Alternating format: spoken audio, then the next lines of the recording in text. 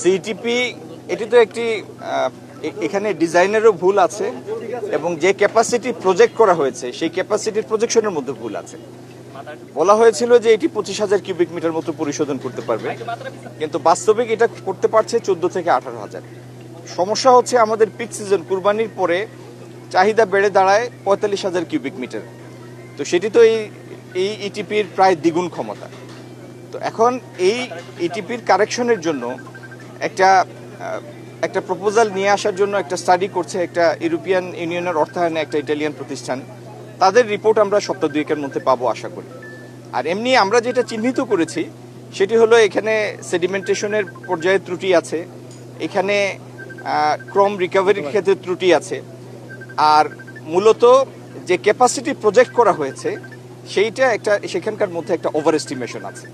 তো এই জিনিসগুলি আমরা চিহ্নিত করেছি এবং এটা সংশোধনের জন্য আমরা প্রয়োজনীয় ব্যবস্থা নিব, 1 নাম্বার। 2 নাম্বার হচ্ছে সামগ্রিক এই কমপ্লেক্সের পরিশোধন ক্ষমতা যেন বাড়ে, সেই জন্য মধ্যম এবং বড় আকারের যে ট্যানারিগুলি, এই ট্যানারিগুলি ইন্ডিভিজুয়ালি তাদের নিজেদের ইটিপি তারা স্থাপন করবে। সেই জন্য প্রয়োজন বোধে সরকার তার নজরদারি এবং প্রয়োজনীয় অন্যান্য সহযোগিতা দিবে।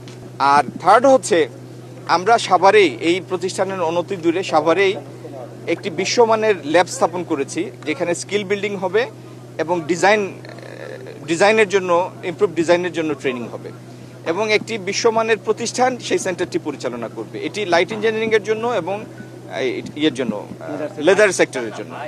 তো এই তিনটার আর আগামী দিনে আমরা যেটা করব, বাংলাদেশের বিভিন্ন জায়গায় বিশেষত যেগুলি কনসেন্ট্রেটেড এরিয়া যেখানে বেশি কুরবানির পশু জবাই হয় এবং চামড়ার আধিক্য আছে, সহজলভ্যতা আছে, সেই সব জায়গায় আমরা সায়েন্টিফিক ওয়েতে স্লটার এবং সায়েন্টিফিক ওয়েতে এই চামড়া ছাড়ানোর ব্যবস্থা যদি আমরা করতে পারি আধুনিক পদ্ধতিতে, তাহলে চামড়ার গুণগত মানও রক্ষা হবে এবং বেশি বেশি আমরা উন্নত মানের চামড়া সংগ্রহ করতে পারবো।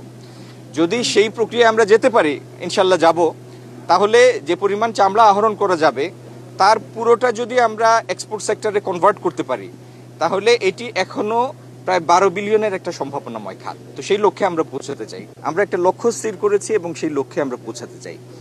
তো লক্ষ্যে পৌঁছানোর জন্য আমরা সমন্বিতভাবে একটা পরিকল্পনা করছি, যে পরিকল্পনায় আমাদের পূর্বে কৃত ভুলগুলি আমরা সংশোধন করব, যেভাবে চামড়া আহরিত হলে চামড়ার উচ্চ গুণগত মান বজায় থাকে সেই দিকে আমরা বিনিয়োগ করব, সেই সুবিধাগুলি আমরা তৈরি করব। তৃতীয়ত হচ্ছে আমাদের এখান থেকে বহির্বিশ্বে যে চামড়াজাত পণ্য যায় সেই পণ্যের উচ্চ আধুনিক ডিজাইন ইউরোপ আমেরিকার বাজারের জন্য যেন আকর্ষণীয় হয়, সেরকম উন্নত মানের ডিজাইন এবং স্কিল বিল্ডিংয়ের জন্য পাশাপাশি আমরা একটা পদক্ষেপ নেব। আমাদের বিশ্বাস এই কাজগুলি করলে যে পরিমাণ চামড়া পাওয়ার সুযোগ বাংলাদেশে আছে, যে পরিমাণ কুরবানির পশু জবাই হয় এবং সারা বছরে যে পরিমাণ চামড়া আহরণের সুযোগ থাকে, তাতে এই সেক্টরটিকে রপ্তানি খাতের জন্য একটা $12 বিলিয়ন খাতে রূপান্তর করা, এটা মোটেও কোনো আকাশকুসুম পরিকল্পনা না, এটা সম্ভব। তো এটি আমরা লক্ষ্য স্থির করেছি এবং আগামী দিনে আপনাদের সবাইকে নিয়েই, এটা কোনো ব্যক্তিগত চ্যালেঞ্জ না, এটা দেশের চ্যালেঞ্জ। কারণ এই চামড়া খাতকে যদি আমরা 12-14 বিলিয়নের একটা রপ্তানি খাতে পরিণত করতে পারি, এটা তো দেশের জন্যই একটা লাভজনক একটা পদক্ষেপ। আমরা সরকারিভাবে বিনামূল্যে যারা চামড়াগুলি পাবে, বিশেষত মফস্বল জেলা শহরে মহানগরের এতিমখানা মাদ্রাসাগুলি, সেখানে বিনামূল্যে সরকার লবণ দেওয়ার ব্যবস্থা করছে। প্রতিটা গরুর চামড়াতে প্রায় 8 থেকে 10 কেজি লবণ মাখাতে হয়, প্রতিটা ছাগলের চামড়াতে 3 থেকে 4 কেজি মাখাতে হয়। কিভাবে মাখাবে, কিভাবে চর্বি পরিষ্কার করবে, রক্ত পরিষ্কার করবে, সেটার জন্য আমরা লিফলেট ছাপিয়েছি 8 লাখ এবং জেলা প্রশাসন উপজেলা প্রশাসনকে সুস্পষ্টভাবে নির্দেশনা দেওয়া হয়েছে যে তারা সংশ্লিষ্ট ব্যক্তিবর্গকে ডেকে প্রশিক্ষণের ব্যবস্থা করবেন।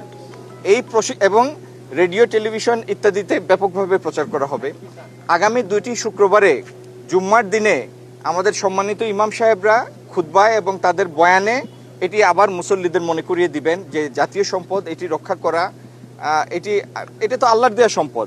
তো এই নিয়ামত রক্ষা করার দায়িত্ব তো আমাদের সবার, সেই দায়িত্বের কথা তারাও মনে করিয়ে দিবেন এবং কিভাবে চামড়াকে সংরক্ষণ করা যাবে সেটিও তারা বলবেন।